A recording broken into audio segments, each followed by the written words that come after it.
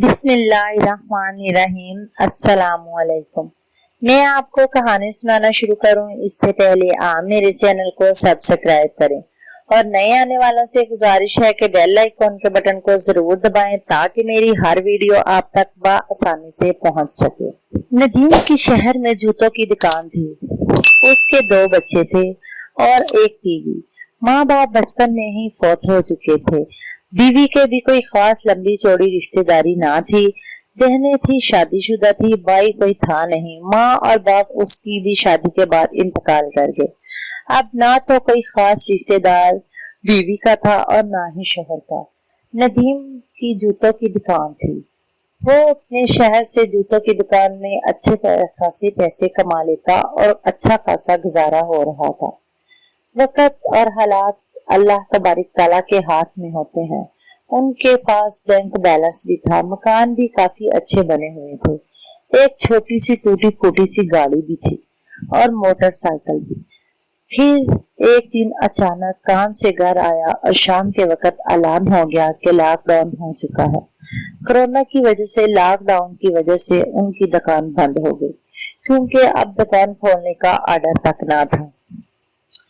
तो उसने कहा कोई बात नहीं अल्लाह की बंदी, तुम परेशान ना हो। 1 माह की बात है, 1 माह के लिए का बजट हम आसानी से अपने घर में ला सकते हैं और अल्लाह ने हमें इतना कुछ तो दिया है। अब बच्चों को तो वही आदत थी खूब अच्छा खासा खाने पीने की। जो बैंक बैलेंस था वो खत्म हो गया 1 माह में। तो उसके बाद अगले 2 दिन रहते थे तो फिर ऐलान हो गया कि अगले माह भी लॉकडाउन ही रहेगा।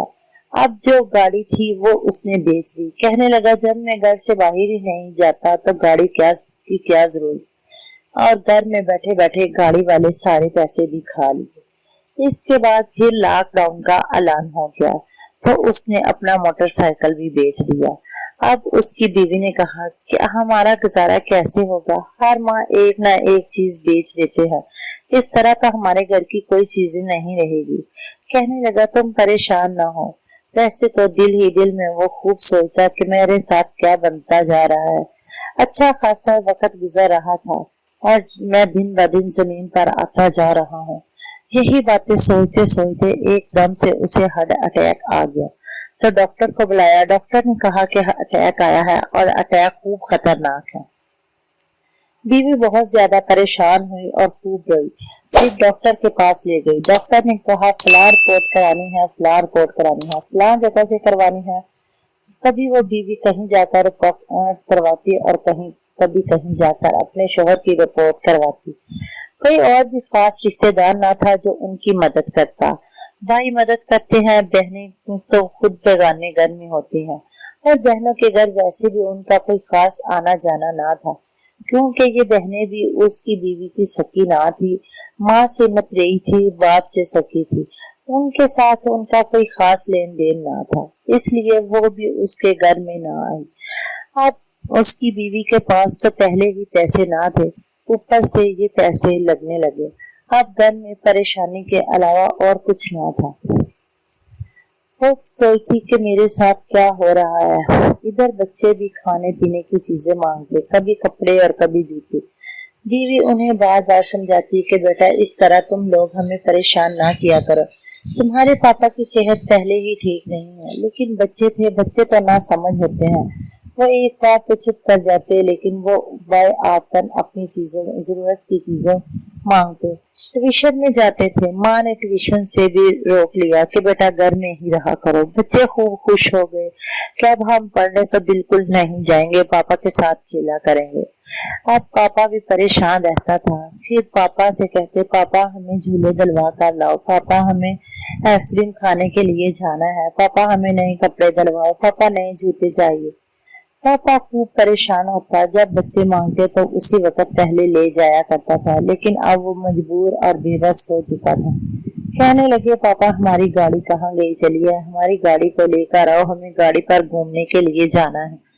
ये बातें सोचते सोचते फिर से उसे अटैक आ गया। अटैक आने पर डॉक्टर को बुलाया तो डॉक्टर ने कहा कि ये अटैक बहुत ही ज्यादा खतरनाक है और वो इस दुनिया से हाथ धो बैठा है।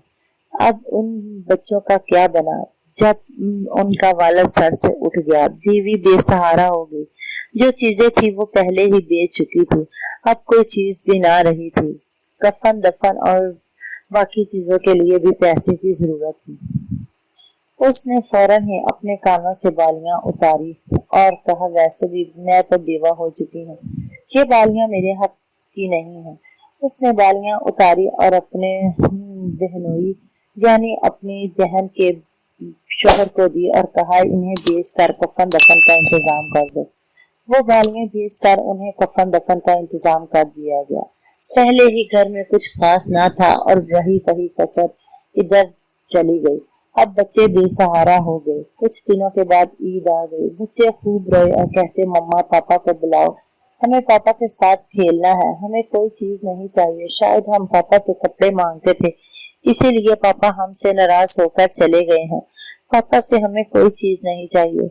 मम्मा प्लीज पापा को बुलाओ ना, हम किस तरह पापा के बगैर रहेंगे। तो पापा के बगैर रहना हमारे लिए बहुत ही मुश्किल है, हम पापा के बगैर नहीं रह सकते। वो खूब रोती और बच्चे भी खूब रोते। ना तो उसको चुप करवाने की कोई हौसला था। अब उसकी बहनें उसके घर में आती तो जो सदका खैरात घर का बनता वो सारा लाकर उसे अपनी बहन को दे देती। बहन के घर का गुजारा चलता रहा। मोहल्ले वाले अब भी उसे सदका खैरात देने लगे। रफ्ता रफ्ता वक्त तो गुजर रहा है, लेकिन बहुत ही मुश्किल से गुजर रहा है। ये लॉकडाउन की वजह से बहुत ही घर बेबस हो चुके हैं। लेकिन मैं अपने सब भाइयों से गुजारिश करती हूँ कि जो भी वक्त है उसे मुश्किल से गुजारना के वक्त इतनी परेशानी ना लिया करें जो आपके बच्चों के लिए सारी जिंदगी का पछतावा बन जाए और बीवी का भी कोई आसरा ना रहे, क्योंकि आपके होने से कम से कम आपका एक ना एक दिन वक्त बदल जाएगा और सारा काम सुधार लोगे। अगर आप ना रहे तो ये घर का निजाम कैसे चलेगा।